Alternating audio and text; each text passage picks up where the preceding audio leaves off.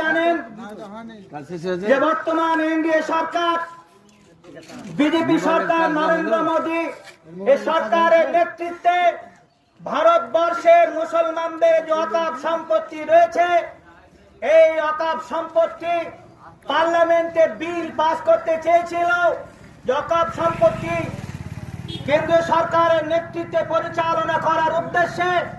সেটি না পারায় জেপিসি জয়েন্ট পার্লামেন্টারি কমিটিতে এই বিল পাস করার জন্য তারা সরব হয়েছে। বন্ধুগণ, আমরা গোটা ভারতবর্ষের আপামর জনতা ধর্মনিরপেক্ষতার সঙ্গে